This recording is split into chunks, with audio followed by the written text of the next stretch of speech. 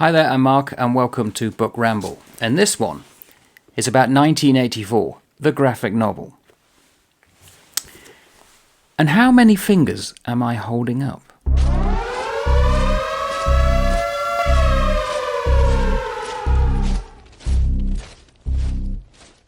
I have the book, and I will talk about it, because obviously the book is going to be very different to the graphic novel. This is, as it says here, adapted and illustrated by Matyáš Namai. Brilliantly done. I got it just by happenstance. I happened to be going through a bookshop and it was there. I saw it. I thought, phew, and I got it. Happenstance. It happens quite a lot. And I picked it up, went to the back, eager to find out whether, in fact, how accurate is it. Does he say it? Does he say it right at the end? Does Winston say those famous words? And of course, a shed load of gallery work here from the illustrator. Beautiful. And the way he's constructed. So, for instance, this one, very British looking, but imagine what the British Bobby or soldier, whatever, militia would look like if you'd gone back to 1948 when the book came out, but then you didn't know what the future was going to hold. But you can imagine that if you're going to go into a dystopian, authoritarian state, what would Oceania look like and whatever. But I found it. There's Winston Smith. I love Big Brother. I watched a program, and it was an interview with Peter Hitchens. Okay, found some of his work quite interesting, some of his points. Don't agree with everything that he says. But he was talking to, it may have been the Times Radio, talking about certain things, and they slightly went off topic, and they got talking about the dystopianness future of society and whatever. And they got on to 1984, and Hitchens said to the guy, but do you know how 1984 ends? Of course, I don't think he did.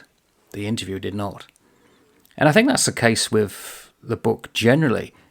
Most people who've never read it will know of the dystopianness, perhaps even Big Brother. But the love story that's contained within it? Possibly not. What Room 101 is? Might not. But certainly how it ends, most people won't know. So spoilers.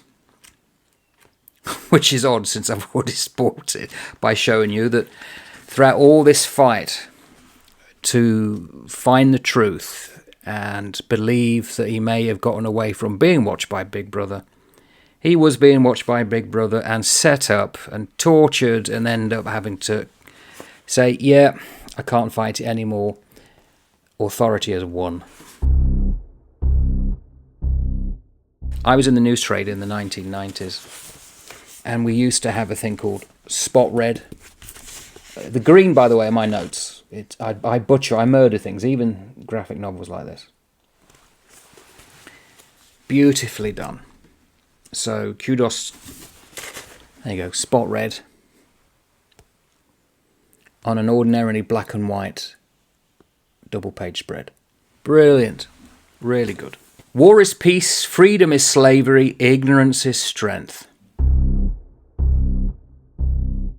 How do you describe the story then? Because it's almost in the public domain, people know roughly what it's about. I think what we need to understand is that George Orwell came out of the war years. And when this was published in 1948, I think what they did, they took the 48 and turned it to 1984. In other words, 40 odd years into the future.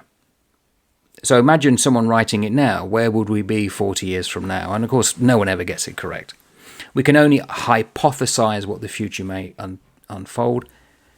So whereas the particulars are not correct, the underlying story and the theme of what it's trying to say are correct. He saw a world in which Nazism had been defeated. Nazism promised the people, the Germans, that you go through all of this terrible sense of trying to get rid of unwanted, unworthy life. But at the end, you're going to get a plot of land, you're going to have a great life yourself. So there seemed to be this glimmer of hope in Nazism, which is not contained in the dystopian futures of this. Orwell, by 1948, could possibly perceive that the world was going into a Cold War between two conflicting huge superpowers, obviously the Soviet Union and America. He imagines that the world will go into three superpowers clashing with each other. But although they're against each other, they're actually helping each other do the same thing. There will be this perpetual war in the center where the three superpowers seem to conflict, normally in Africa, parts of the world in which the traditional old empires that become the three superpowers don't care much for. They're happy to kill off tens of thousands of people. But it means that their own homelands will not be affected. So what they can do is use the war as an excuse to then enslave their own people, make them drones. The perpetual war is a means, an unwritten code in which the three could then effectively just shut off trade everywhere else apart from their own massive reach of empire, but control their people as chattels, but very uniquely. This is the problem. There's three levels on this society. It's a massive loaf of ordinary people that are written about, and I'll show pictures here. Most of the people in the story, the mass amounts, are almost like people would have been in the 1930s. I think the Road to Wigan Pier he wrote, and he talks about poverty in the classes. But what keeps them quiet is, for the men, trip to the pub, and this like odd morality, and they give them a little bit of freedom to do certain things, and they're kept quiet. They're kept deliberately ill-informed, ill-educated, but they're not going to rise up. And it's always the same. When you're trying to find pictures, can't find them. So to keep the masses quiet, there'll be the odd parade. There's a thing called Hate Week. There's this manufactured sense of patriotism, and what shifts is the enemy. It's down to whoever decides that now these are going to be the enemy, but we were against these. Oh, no. We'll wipe away all mention of them being the enemy before. It's now these. They're now our friends. And you think, how could that be possible? How could people fall for that? Well, it happened. Look at Soviet history. They were friends with the Nazis before Nazi Germany invaded Russia in 1941. Suddenly, the old friend was now the enemy. And to convince the people to fight, they had to doctor all the history books. And even now, you'll struggle to find a history book from the Soviet-era empire, and probably beyond, that admits that they were ever friends with Nazi Germany. But the Molotov-Ribbentrop Pact did happen. The people are kept chattels and subservient by being very ill-informed, and they are not permitted to go above a certain level of wealth. But they believe they're happy. They're singing songs, they're hanging out washing, they're living in rough areas, but there you go, that woman there. It's one of countless similar songs published for the benefit of the proles, that's the lower classes, by a subsection of the music department. The words of these songs are composed without any human intervention whatever on an instrument known as a versificator, AI. But this woman sings so tunefully as to turn the rubbish into an almost pleasant sound. So that's the bottom society. But then you got the party. You got the outer party, which is like blue overalls, which is why I'm wearing this. That's what Winston Smith belongs to. His job is to do what the inner party, who wear black overalls, wants. So anything now needs to be doctored, the language is being dumbed down to the point it's almost just like text language. They don't want any emotion, they don't want any ability for people to construct language together because it makes them think. They don't want people to think. They'll do everything to dumb down the populace. Winston is part of that.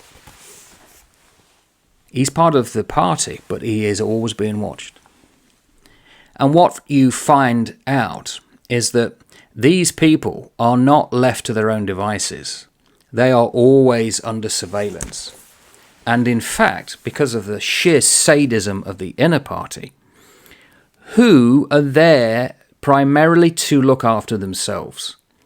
But I'm going to talk about that later, because I think there's a slight flaw with all of this world creating. The inner party are the real hard-faced, I wouldn't say evil, but they're the people who are sadists. They have a few more bottles of wine, they have better steaks, they have perhaps a servant, they got a house that's probably a bit better decked out than those who are like Winston Smith. And Winston Smith, fun enough, for the inner party, is in a tenement that is no real difference from the proles. The proles are in much worse slum-like conditions, but they seem to be happy, whereas what's being pictured here is Winston Smith. He has to put up with stuff that's out of order, doesn't quite work, and always being looked at. There you go. A police patrol hovers snooping into people's windows. That's very similar to a Russian book called We by Yevgeny Zamyatin. And it's very militaristic. They've got numbers, their numbers on the back of their coveralls. And they're always out for each other. You can never really emote your sense of inner thinking in front of others. They've learned to clam it down. They're very quiet, subservient. They just get on with it. In return, they may get pleasure now and then or whatever. And then you get these ministries on top. So you got the loaf, you got like a crust and a very, very thin crust on top. The thin crust controls everything. And they come across really as being barbaric, insidious. There you go. This is the setup in which Winston and his missus are almost... It's almost as though the inner party test subjects for their patriotism, but knowing they're going to fail because then they can torture them. There's almost like this sadism, this sadistic glee that the black coveralled inner party have. They just exist to make other people miserable. And what's so powerful about the story is that you can imagine this dystopian world which is starting to rot from the inner core, but they are surveilling their own. And this happened in East Germany under the Stasi in the Cold War years, that they would be listening into everybody's apartment, everybody's room. So it's very believable. And then eventually they go into these cold, brightly lit rooms where people can't sleep, there's noises. It's torture. And the torture gets worse. There's this wonderful thing in the book where Winston Smith is kept in conditions of interrogation for some time, and then he's revealed after a time as what he's turned into. This emaciated, falling apart, stinking body, which is then thrown into the worst room of all, room 101, as part of the torture. It's where his deepest fears are contained, and he hates rats. All to convince himself that whatever Big Brother says, we must believe. I have 4 fingers up. Or do I have 3? No, you have 4, and then you get tortured. Until you agree to agree with what you are told. Whether you knowingly know it's wrong. So cognitive dissonance. So this is a very cruel world. Unnecessarily barbaric. Beautifully realised with a lot of text and pictures. Brilliantly done. It's a marvel to read. Really enjoyed this one. These are the superpowers. Okay, so the disputed area, all along here, Eurasia, Oceania, East Asia, they just fight perpetually, just so that they can keep their own people as chattel and slaves. Now, I can see with, when it was written, why that was so. The world was very uncertain. It was devastated by the war. I was born in 1964, and I vividly remember going through Leicester, which was bombed in the war, as was Coventry, quite heavily. And there were still ruined buildings in the early 70s. They'd never been rubberized. They'd never been cleared and rebuilt on. There wasn't enough money. there was far too much. It took years to overcome the illness of the war. Probably quicker in Germany because a lot more money was pumped there to make sure that it got more on a civilian footing than other countries. But it was devastating. So Orwell would have seen this. He would have seen the politics of where it was going. And so what's the warning? That we can very easily slip into this dystopian future, this dystopian world. Because there are groups of people who want to lord it over others, who want to maintain perpetual control, and they will be vindictive of all those that they deem below them. Do you think that could happen again, as it happened? What's the likelihood that it's happening now? That's for you to decide. There is one interesting thing, though, that I can't get my head round, and I'm not sure I can vocalize it properly. So in this world, Big Brother, there isn't really a Big Brother. It's the face that are on the posters. The middle-aged man, quite stern-looking, this guy here. He's one of the party members who takes great delight in torturing. Why do they do that?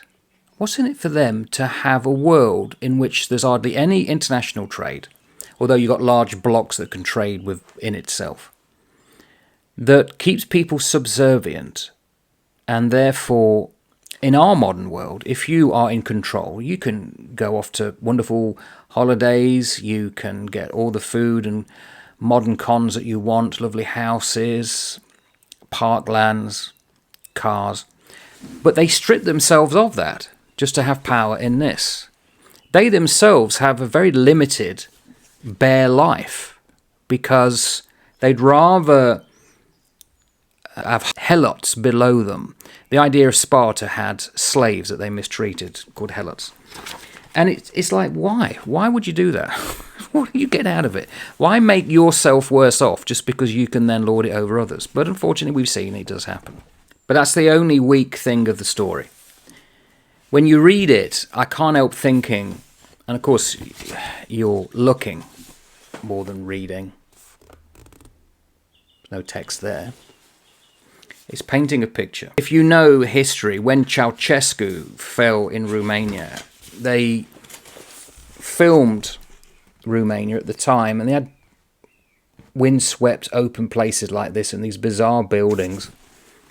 Nazi Germany had the idea of a renovated Berlin with massive buildings, very similar. It's almost Soviet-era type architecture, dominating the skyline, and they are full of ministries that control everything. But they have these names that almost like the opposite to what they do. So Minitru, the Ministry of Truth in old speak, which concerns itself with news, entertainment, education and fine arts, apparently has 3,000 rooms above ground level and as many underground. But what they're doing in those. And that's the other thing as well. It's old speak and new speak, not news speak, it's new speak. In other words, they're dumbing down the language deliberately to use it as a tool against people thinking. People don't think, they don't question. Keep people poorly educated, they're in poverty. They're not going to rise up. They're happy to get the little that they have. With party members, it's a bit of victory gin. And it's constantly on TV, parades for the perpetual war. And his number is 6079, and they all have numbers. You become a number, but they still are allowed to have their names. Winston. O'Brien turns out to be the evil antagonist. Very stark imagery, dreamlike quality. Nothing's really real. It's just fantastic and very disturbing. Of course, this one here, you know, with the occasional attack on the capital, which may be staged, people have to go into the old metro stations. That happened in World War II. But they can get out very quickly to the countryside. It's not all cityscape. So things have to be grown. They do need food, even though it's limited. But it's this willingness to shut down on the truth. What is truth? There is no truth. It's what we decide it is, or what the party decides it is. And then you have to adapt yourself to whatever they're telling you. And it will change. And it almost changes regularly, deliberately, so that there is no concrete truth. And then they'll even wipe out people from history books, even if they've been high up in the party. Again, that happened under Soviet control in the 1930s. So what is being brought to bear here is the dystopian authoritarian regimes of Nazi Germany and communist Russia that Orwell had known about for some time. But he hypothesizes that they're not going to destroy you straight away. They want to mold you. They want to change you. The motivation for the inner party is not to get rid of people. It's to put them in such a subservient state they no longer question, knowing they could be snuffed out at any time. It could be weeks, months, they'll never know. And it's just a power game. It's just a psychological power game. And it's a very interesting way in which looking at society, which you can't contain, are the words and the lyricism of George Orwell. So that's why I'm going to do the book later. Just opening this page. And I think he may be in this. "She's beautiful," he murmured. "She's a metre across the hips easily," said Julia. "That is her style of beauty," said Winston. Fantastic. Like everything, is it relevant today? If you read it, should you read it with a mind on events now? Is it like a warning? Or is it so far in the past it has no bearing to society now? Why is it always popular? I think it's because we know through our own shared history, well, certainly my age, it happens. It happens all too frequently, but it tends to happen to countries over there. From the English-speaking perspective, the NATO-led perspective, we were kind of shielded from it. And that probably has been the problem, because we've almost dismissed it as, oh, that happens to other people over there. When it happens to our own, then suddenly, oh, and perhaps, and I don't know, perhaps we're at that point of reckoning. What motivates people to seek power, aggrandize themselves, and put everybody else down? And why are people not rising up against that? They didn't rise up in Nazi Germany. They didn't rise up in East Germany during the Cold War. As far as we know, they didn't rise up in Soviet Union. You get this sad acceptance of ever-decreasing standards of living. You're happy to get what you are given. You are treated like an animal in a field. But the shepherds are quite vindictive, and they'll deliberately bait some of the animals so they can have fun with them. So it's a very disheartening, bleak look on life. Who controls the past controls the future. Who controls the present controls the past. But it's useful because it's like a template for us to think about, well, where are we going? Will somebody be writing a book in the future, something like 2052? In the book, Winston doesn't know the year he's in. He thinks it's in the 80s because of his age and events. And it's hard to work out the years because everything's been scrubbed clean. No one's got any ability to anchor themselves in that world as to where, in fact, they are. What year is this? No one really knows. Will we do the same? Will we give in to authority? And if we do, what's that going to look like? Beautiful graphic novel. And it's this kind of stuff that really brings the text to life. But again, it's not the text in itself. People at work just doing their job and not questioning. Amazing. A mighty deed that can never be mentioned has been achieved. It is now impossible to prove by documentary evidence that the war with Eurasia ever happened. So I'm about to salute. But how many fingers am I using? Ta-ta for now.